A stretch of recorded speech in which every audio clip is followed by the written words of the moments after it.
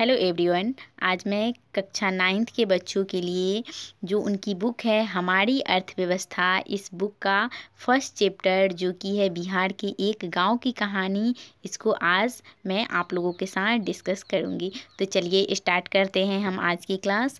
बच्चों देखिए, आज की क्लास स्टार्ट करने से पहले जो कि आप लोगों का चैप्टर नंबर है फर्स्ट, इसको आज हम लोग डिस्कस करेंगे। तो देखिए बच्चों, सबसे पहले जो आपका बुक है हमारी अर्थव्यवस्था, इस बुक में टोटल कितने अध्याय हैं? टोटल 6 अध्याय हैं। तो फर्स्ट अध्याय में आप लोगों को क्या पढ़ना है? बिहार के एक गांव की कहानी, इसको पढ़ना है।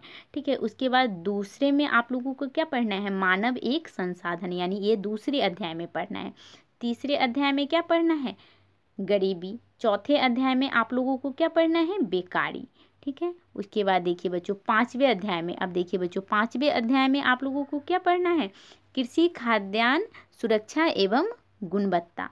6th अध्याय जो कि आपका लास्ट अध्याय है, उस चैप्टर में आप लोगों को पढ़ना है कृषक एक मजदूर।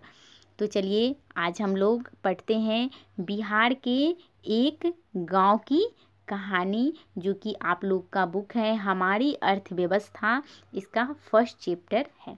तो देखिए बच्चों, बिहार के एक गांव की कहानी, इस कहानी के माध्यम से आप लोगों को यह समझाने का प्रयास किया गया है कि कृषि क्रियाएं क्या है, गैर कृषि क्रियाएं क्या हैं, और उत्पादन हम लोग किसे कहते हैं, और साथ ही जब हम लोग कृषि क्रियाएं करते हैं या गैर कृषि क्रियाएं करते हैं तो इसमें किन किन संसाधनों की आवश्यकता होती है, यानी कौन कौन सी चीज़ों की आवश्यकता होगी, या जिसके नहीं होने पे हम लोग कृषि कार्य या गैर कृषि कार्य नहीं कर सकते हैं। तो देखिए बच्चों, एक गांव है, उस गांव का नाम है फतेहपुर, जो कि बिहार राज्य के एक गांव है, उस गांव का नाम है फतेहपुर। और इस गांव के जो लोग हैं वह ज़्यादातर लोग क्या करते हैं? खेती करते हैं।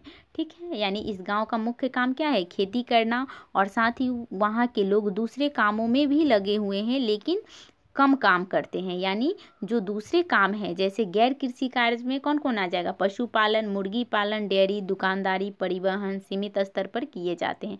यानी सबसे ज़्यादा जो लोग हैं वह खेती करते हैं, और कुछ ही लोगों के द्वारा गैर कृषि कार्य किए जाते हैं, यानी पशुपालन, मुर्गी पालन, डेयरी, ये सब कुछ लोगों के द्वारा किया जाता है। अब देखिए बच्चों, तो जब यह कार्य लोगों के द्वारा किया जाता है, यानी जब लोगों के द्वारा खेती किया जाता है, या फिर उनके द्वारा पशुपालन किया जाता है, डेयरी किया जाता है, दुकानदारी चलाया जाता है, तो इनके लिए उन्हें बहुत सारे संसाधनों की आवश्यकता होती है।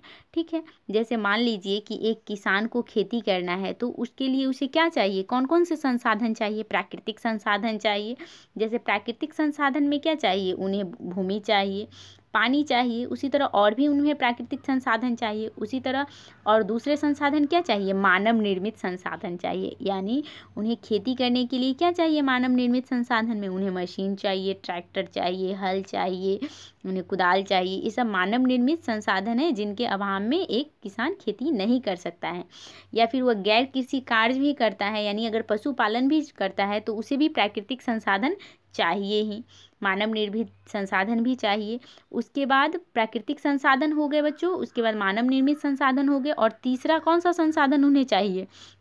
मानव प्रयास चाहिए। ठीक है। तो मानव प्रयास उन्हें चाहिए, यानी अगर उनके पास प्राकृतिक संसाधन है, मानव निर्मित भी संसाधन है, तो इन सभी संसाधनों का उपयोग कौन कर सकता है? एक मानव ही कर सकता है। तो अब मानव अपने मेहनत के द्वारा क्या करेगा? इन संसाधनों का उपयोग करेगा, और वह अच्छे से खेती करेगा, या फिर वह जो भी अपना कार्य कर रहा है, अगर मान लीजिए गैर कृषि कार्य कर रहा है, तो वह उस काम को अच्छे से करेगा। तो मानव का प्रयास भी चाहिए, और साथ ही मुद्रा चाहिए, यानी रुपया पैसा भी होना चाहिए, तभी वह अपने कामों को अच्छी तरीके से कर सकता है। अब देखिए बच्चों, जो अब आप लोग के बुक में देखिए अब आगे क्या दिया हुआ है इस बुक में, कि फतेहपुर गांव जो है वह क्या है? अपने आस पड़ोस के गांव से भी क्या है? जुड़ा हुआ है। और इस गांव के पूरब में एक नदी है जिसका नाम है पुनपुन नदी, और साथ ही पश्चिम में पटना और गया जो हम लोग का ज़िला है, उससे के मुख्य सड़क मार्ग से यह गांव जुड़ा हुआ है, जो पटना से मात्र 9 किलोमीटर की दूरी पे है। यानी फतेहपुर गांव जो है वह पटना से मात्र कितना किलोमीटर की दूरी पे है? 9 किलोमीटर की दूरी पर है। और सड़क से पूरब की ओर स्थित है। ठीक है, इस सड़क का प्रायः बैलगाड़ी, मोटरगाड़ी इन सभी के द्वारा वहाँ देखे जा सकते हैं। यानी इस गांव में क्या क्या चलती है? बैलगाड़ी चलती है, मोटरगाड़ी, मोटरसाइकिल, जीप, ट्रैक्टर, ये सब इस गांव में है। उसके बाद देखिए, इस गांव में विभिन्न जातियों, अब जो फतेहपुर गांव है वहाँ पे विभिन्न जातियों के लगभग 1500 परिवार रहते हैं। गांव में अधिकांश लोग क्या हैं? भूस्वामी हैं, यानी भूमि के मालिक हैं, जिनमें से कुछ बहुत बड़े परिवार के हैं, उन्हें उनके मकान ईंट और सीमेंट के बने हुए हैं, और गरीब लोगों की संख्या गांव की कुल जनसंख्या के 1/4 है। अब देखिए बच्चों, यहाँ क्या कहा जा रहा है कि जो फतेहपुर गाँव है वहाँ के जो भूस्वामी हैं, जो कि बहुत बड़े हैं, तो उनके घर कैसे हैं? मकान जो है ईंट और सीमेंट के, यानी उनके घर कैसे हैं? पक्के हैं और ईंट सीमेंट के बने हुए हैं। जबकि गांव के जो गरीब लोग हैं उनके मकान कैसे बने हुए हैं? मिट्टी और फूस के बने हुए हैं। और गांव की कुल जो जनसंख्या है उसका 1/4 क्या है? गांव के लोग क्या है? गरीब है। यानी मान लीजिए कि उस गांव में 1500 लोग रह रहे हैं। ठीक है, 1500 लोग रह रहे हैं, तो 1500 का 1/4 जो लोग है वह क्या है? गरीब है। ठीक है, यानी कहने का मतलब है, देखिए बच्चों, तो 1500 का 1/4 हम लोग निकालेंगे तो कितना होगा? 12 8 यहाँ कितना होगा? 5, यानी 285 लोग क्या है? गरीब है। और 285 को जब हम लोग 1500 में से माइनस कर देंगे तो इतने लोग जो बचेंगे वह कितना होगा? अमीर हो गए। यानी 5, यहाँ कितना होगा? 1, यहाँ 2 1, यानी 1215 लोग अमीर हैं। यानी 285 लोग उस गांव में क्या हैं? गरीब हैं, और 1200 जो 15 लोग हैं वह क्या है? अमीर है। यानी अमीर की इस गांव में संख्या अधिक है तुलना गरीब की, यानी गरीब की संख्या क्या है? कम है, और अमीरों की संख्या क्या है? इस गांव में अधिक है। यानी यहाँ क्या इस गांव से क्या अर्थ निकलता है कि यह गांव कैसा है? डेवलप है।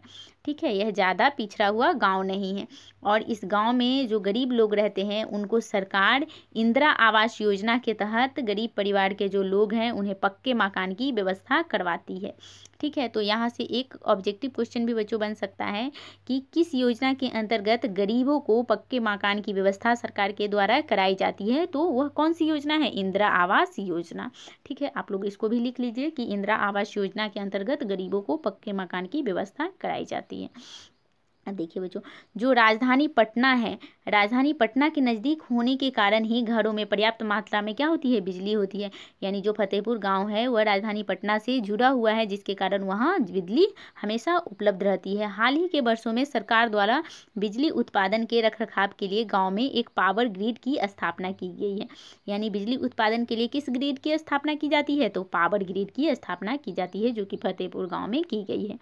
खेती में भी वहाँ के लोग क्या चीज़ से खेती करते हैं? वहाँ नलकूप किससे चलता है? बिजली से चलते हैं। और वहाँ के जो किसान है वह खेती भी जो करते हैं तो उन्हें जब सिंचाई की आवश्यकता होती है तो वह नलकूप के माध्यम से की जाती है। और नलकूप कैसे चलाया जाता है? बिजली के माध्यम से चलाया जाता है। और इसका उपयोग विभिन्न प्रकार के छोटे कार्यों के लिए भी किया जाता है। और गाँव में 6 प्राथमिक विद्यालय है, 1 मध्य विद्यालय है और 1 हाई स्कूल है। अब देखिए बच्चों, यहाँ आप लोग को इस गाँव के बारे में दिया गया है कि इस गाँव का किस तरह का यह गांव है। ठीक है, तो यहाँ हर चीज़ की सुविधाएं, जैसा कि हम लोगों ने अभी पढ़ा इस गांव के बारे में, तो यहाँ क्या है कि अच्छा स्कूल भी है, अच्छा मध्य विद्यालय है, 6 प्राथमिक विद्यालय हैं। इस गांव में ज़्यादातर लोग अमीर हैं, गरीबों की संख्या कम है, वहाँ बिजली भी हमेशा रहती है, और यह गाँव जो है राजधानी से जुड़ा हुआ है।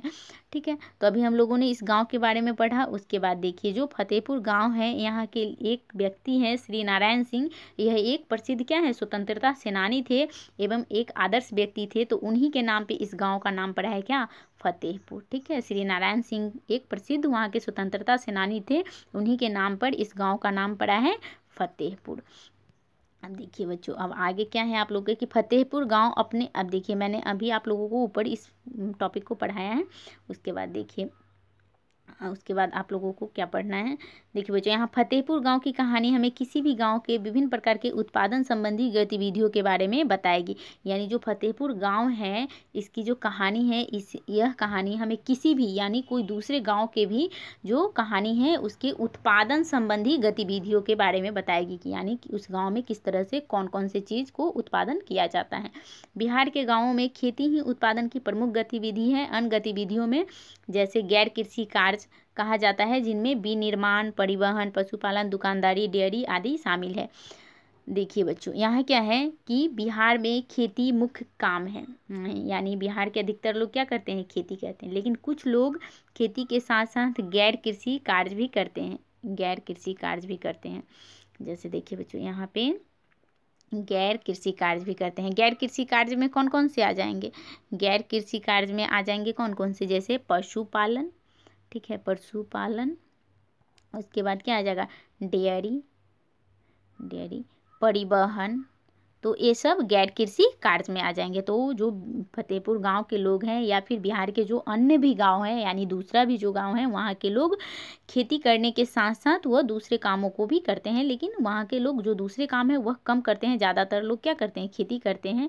जिनमें लघु अब देखिए, गैर कृषि कार्य में मैंने आप लोगों को बताया कि गैर कृषि कार्य में कौन कौन से कार्य आ जाएंगे, विनिर्माण, परिवहन, पशुपालन, दुकानदारी, डेयरी, ये सब गैर कृषि कार्य में आ जाएंगे। और कृषि कार्य में कौन से काम आ जाएंगे, खेती आ जाएंगे, ठीक है। खेती में आई नई तकनीकों एवं क्रांति के बाद भी गांव के लोग आज भी कृषि के परंपरागत तरीके अत्यधिक क्या है, लोकप्रिय हैं। यानी जो बिहार के गांव हैं, यहाँ के लोग जो हैं वो अभी भी क्या कर रहे हैं, पुराने तरीके से ही खेती करते हैं, जिसके कारण परंपरागत जो तरीके हैं, यानी जो हमारे पुराने तरीके हैं, वह अत्यधिक लोकप्रिय हैं, यानी प्रसिद्ध हैं आज भी गाँवों में। अब देखिए बच्चों, अभी आप लोगों को इस जो टॉपिक था, यानी जो इस कहानी दिया गया है, बिहार की एक गांव की कहानी, इस कहानी के माध्यम से आप लोगों को मुख्य बात जो समझना है वह समझना है उत्पादन को, ठीक है, कि उत्पादन क्या है। तो देखिए बच्चों, यहाँ उत्पादन के बारे में क्या बोला गया है कि जो आपका बुक है अर्थशास्त्र, तो इसमें बोला गया है कि उत्पादन का अर्थ है क्या, उपयोगिता का सृजन करना, ठीक है बच्चों, यहाँ समझिएगा क्या है उत्पादन का अर्थ, उपयोगिता का सृजन करना। अब देखिए बच्चों, उपयोगिता, उपयोगिता क्या होती है, आवश्यकता। यानी जब मनुष्य की आवश्यकताओं को पूरा करने के लिए किसी वस्तु या सेवा का निर्माण किया जाता है तो उसे ही हम लोग क्या कहते हैं, उत्पादन कहते हैं। तो उत्पादन का अर्थ क्या हुआ, उपयोगिता का सृजन करना। अर्थशास्त्र की भाषा में हम लोग उत्पादन किसे कहते हैं, तो हम लोग लिखेंगे कि उत्पादन का अर्थ है उपयोगिता का सृजन करना। यानी हमारी आवश्यकताओं को पूरा करने के लिए जब हम वस्तु या सेवा को बनाते हैं, निर्माण करते हैं, तो उसे ही क्या कहते हैं, उत्पादन कहते हैं। उत्पादन के साधन को जानने से पूर्व हम उत्पादन के बारे में समझ स्थापित करने का प्रयास करेंगे। अब देखिए बच्चों, मैंने अभी आप लोगों के साथ डिस्कस कर ही दिया कि उत्पादन क्या है।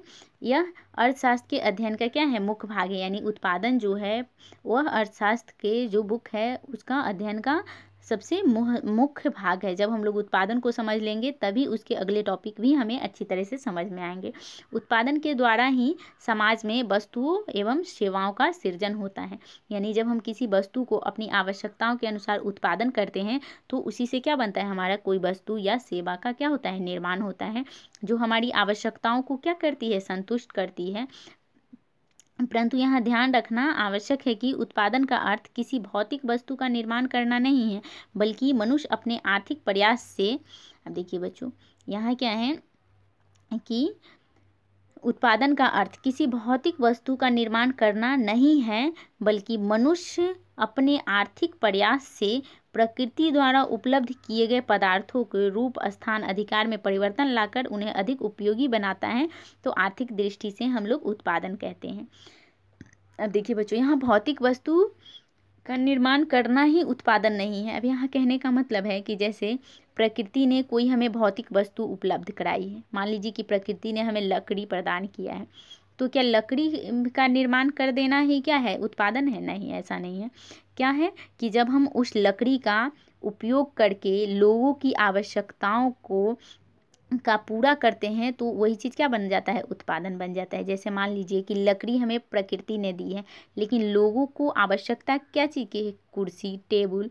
तो जब हम उस लकड़ी का उपयोग करके, यानी उस लकड़ी में उस लकड़ी के रूप में परिवर्तन करके, स्थान में उसके परिवर्तन करके, जब हम लोग एक उन लोगों की आवश्यकताओं के अनुरूप एक सामान बना देते हैं तो वही चीज़ क्या कहलाती है, उत्पादन कहलाती है। तो इसलिए बच्चों यहाँ कहा गया है कि केवल भौतिक वस्तुओं का निर्माण करना ही क्या है, उत्पादन नहीं है, बल्कि मनुष्य अपने आर्थिक प्रयास से भी प्रकृति द्वारा उपलब्ध किए गए पदार्थों के रूप, स्थान, अधिकार में परिवर्तन लाकर उन्हें क्या करता है, अधिक उपयोगी बनाता है। तो इसे ही हम लोग क्या कहते हैं, उत्पादन कहते हैं। जैसे आप लोगों के बुक में यहाँ उदाहरण भी दे रखा है कि जैसे एक बढ़ई है, यानी जो लकड़ी को काट छाट के कुर्सी, टेबल, मेज, पलंग इत्यादि बनाता है। तो जो एक बढ़ई है जब लकड़ी को काट छाट कर उसे टेबल, कुर्सी बनाता है तो उसे ही क्या कहते हैं, उत्पादन कहते हैं। यानी जो एक बढ़ई है वह क्या कर रहा है, उपयोगिता का सृजन कर रहा है, यानी लोगों की आवश्यकताओं को क्या कर रहा है, पूरा कर रहा है। जो लोगों की आवश्यकता है, जो उन्हें आवश्यकता है कि हमें कुर्सी चाहिए, टेबल चाहिए, तो इनकी आवश्यकताओं की पूर्ति कौन कर रहा है, एक बढ़ई कर रहा है। तो यही चीज़ क्या कर रहा है, जब वह बढ़ई उपयोगिता का सृजन कर रहा है यानी आवश्यकताओं का निर्माण कर रहा है तो यही चीज़ क्या कहलाएगा, उत्पादन कहलाएगा। इससे लकड़ी की क्या हो गई, उपयोगिता बढ़ गई। ठीक है, यानी जो लकड़ी की जो आवश्यकता है वह बढ़ गई। इस प्रकार उत्पादन का अर्थ किसी वस्तु या पदार्थ का नहीं बल्कि उपयोगिता का सृजन करना है। ठीक है बच्चों, अब हम लोगों ने समझा कि उत्पादन क्या है, उत्पादन का अर्थ है उपयोगिता का सृजन करना, यानी मानव की जो आवश्यकताएं हैं उनकी आवश्यकताओं को पूरा करने के लिए हम लोग जिस वस्तु या सेवा का निर्माण करते हैं उसे ही हम लोग क्या कहते हैं, उत्पादन कहते हैं। आई होप बच्चों आपको उत्पादन अच्छे से समझ में आ गया होगा। आप लोग इसको एक बार अपने बुक से पढ़िएगा और भी आपको अच्छी तरह से क्लियर हो जाएगा। तो आज के वीडियो में हम इतना ही, फिर हम नेक्स्ट वीडियो आप लोगों के लिए लेकर आएंगे उत्पादन के साधन, यानी उत्पादन जब हम किसी वस्तु का करते हैं तो उनमें कौन कौन से साधन होने चाहिए जिससे के द्वारा हम उस चीज़ का उत्पादन कर सकते हैं। तो इस टॉपिक को हम लोग आपके लिए नेक्स्ट वीडियो में आप लोग को पढ़ाएंगे। तो आज के वीडियो में इतना ही, अब हम मिलेंगे नेक्स्ट वीडियो में। तब तक के लिए थैंक यू वेरी मच। और बच्चों अगर आपको मेरा वीडियो अच्छा लगे तो आप इसे लाइक करें और साथ ही मेरे चैनल को भी सब्सक्राइब कर लें। तब तक के लिए थैंक यू वेरी मच।